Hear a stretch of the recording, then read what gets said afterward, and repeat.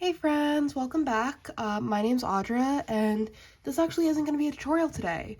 This is going to be me talking a bit about where I came from as a crocheter, where I plan to go, and kind of what brought me to where I am today.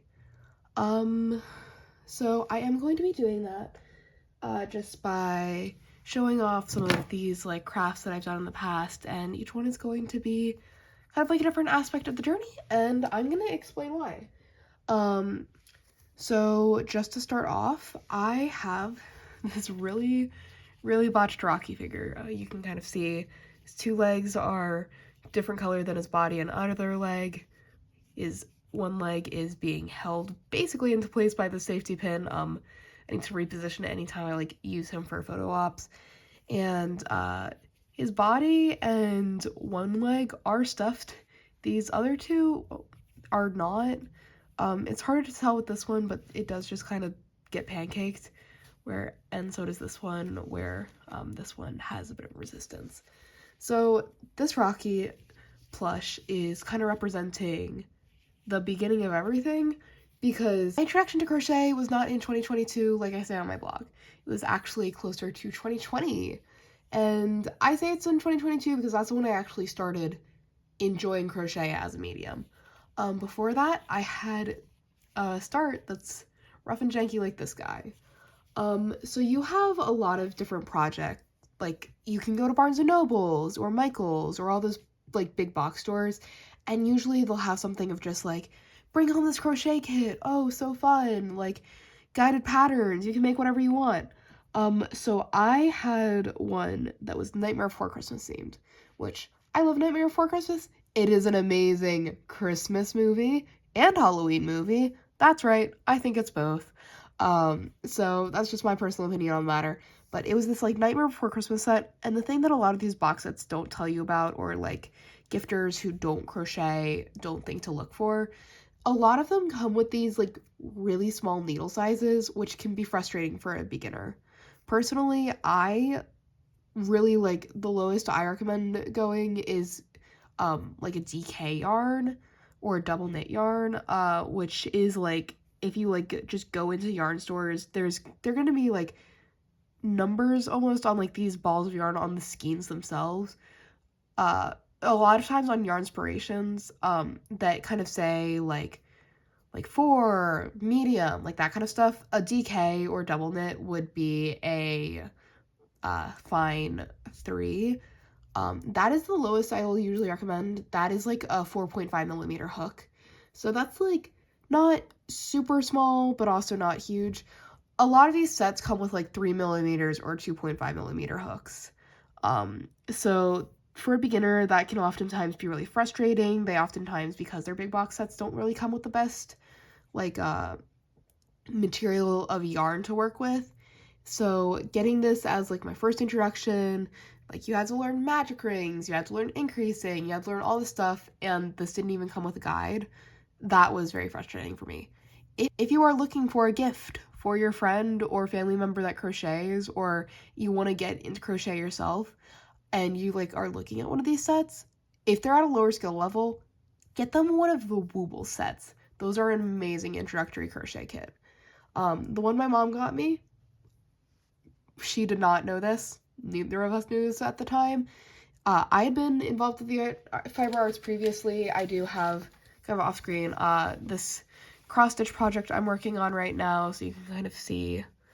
Like I had done the fiber arts previously. My grandmother had tried to introduce knitting to me as a possible thing to do, and that did not go well. I could not get the needles to ever behave with my yarn. So eventually, Mom picked up this kit and was just like, oh, here's a fun thing you can try over like winter break going into it really would have been like kind of the end of the initial COVID nonsense of like, okay, we've accepted that this isn't going to be a 2-week break.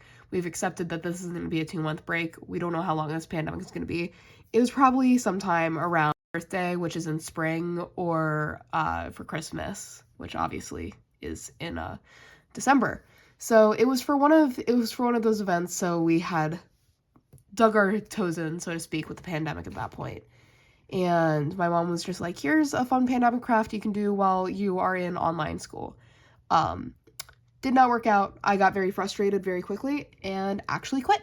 And I did not come back for 2 years until 2022 when I really started.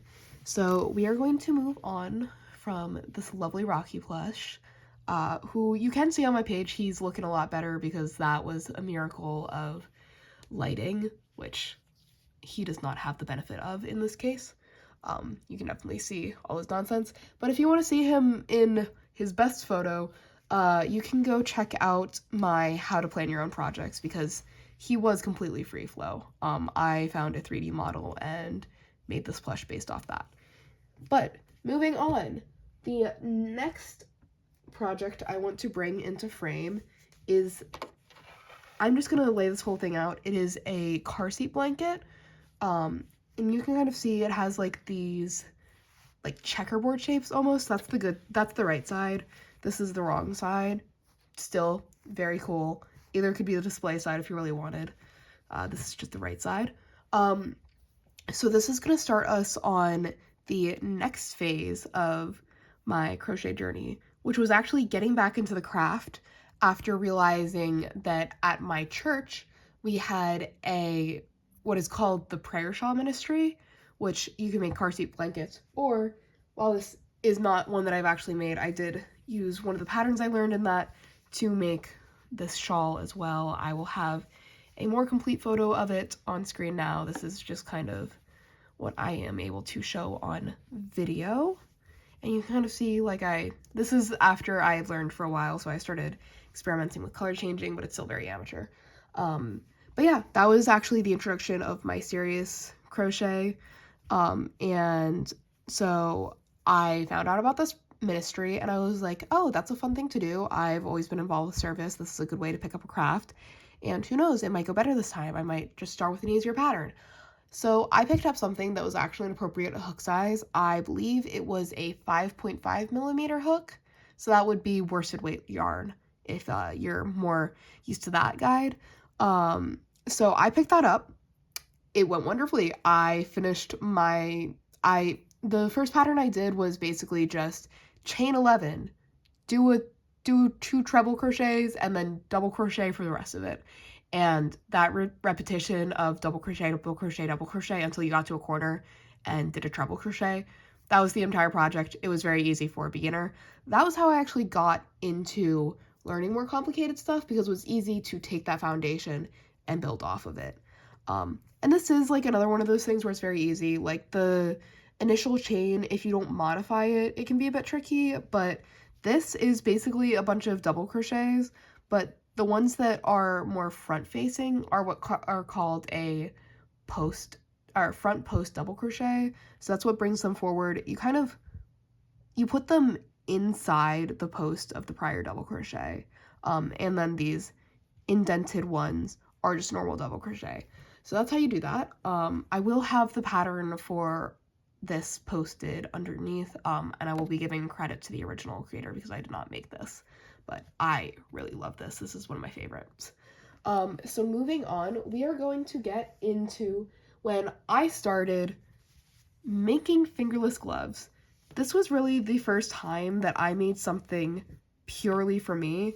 So you can see these are parts of 2 different sets, and these are basically just, you can see it more on this one.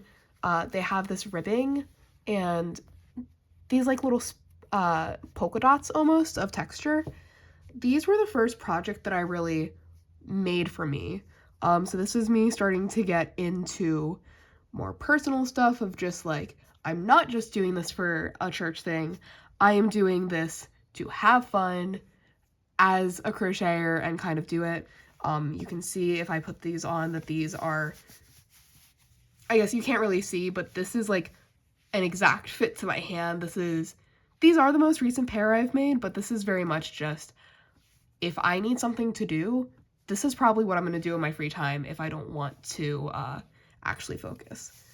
And then this one is actually a modified version of the first one I made. It's the same glove, but I ripped out a couple stitches to make it a bit more of a snug fit, because before there was like a whole bunch of extra that like really made the glove fit more like this, but without the stretching.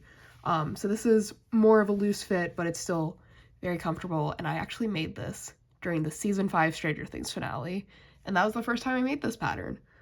So that is really the first personal thing I made for myself and kind of started the next era, which is gift making. So this one is the one I made for myself. I cannot find the others, unfortunately, and this one does actually have a little guy to go with it, but I lost that one too. Basically, for my family, I got sick right before Christmas, and in my free time, I found some old, just random dollar store yarn that I had gotten and decided to make pickles. And each of the pickles came with its own specific, like, little bit to represent a family member. So my mother's occupation involves leading a choir, so hers has a choir book, and my dad really likes working on our cars, so his has the wheel from his antique car and his glasses. Mine, I have a cat. I have my lovely little baby girl, who you are going to see a bit with in my third podcast because I'm making a hat for her. Ooh, sneak peek. Um, uh, I crocheted a mini version of her, and she is supposed to fit in this like loop here because she rides on my shoulder sometimes, which I'm sure you've probably seen it online. Cats do that. So she like rides on my shoulder, and that was like really the only thing I could come up with for myself, honestly. Besides like giving it a crochet hook, which I did not want to embroider because they are surprisingly complicated to embroider to scale. So I ended up doing that, which is why I can't find her. I should have a photo on screen at some point during the segment of the whole family together, because I did take a photo, like documenting my progress to my friends, which is something I do. So yeah, and that was basically how I got to crochet. And that is kind of like the summary of how I got to where I am now, before creating the blog. But moving on, I'm actually going to use this hat that was not made by me. This was a gift from my aunt, who also crochets, from when I was itty bitty. So granted, this is kind of the opposite end of the spectrum in terms of the timeline it represents, but I'm going to use this as my medium, so to speak, for talking about the future. So as a crocheter, I really want to continue. I really enjoy crochet, and I think it's like a de-stressing craft for me. So I will be continuing through college. I don't know if this vlog will stay alive during that time, but you might see some random Franklin and Marshall blue stuff pop up if I continue making posts about my current projects, which will probably be what this blog aims a bit more towards as I get outside of high school and I have a bit more freedom with how I spend my time. I'm probably going to make it more into a way to chronologize my projects and what's going on, and maybe make a post about this or that every now and again, but my Instagram's probably going to be the more popular of the two sites, if we're going to be honest. But yeah, thank you so much for coming on this crochet adventure with me. I hope to see you again soon. Keep a lookout for the next blog post that I have, which is going to be about community crochet and kind of seeing how to find that. I am planning on hopefully visiting a local community event at my library about crochet. So see you guys next time.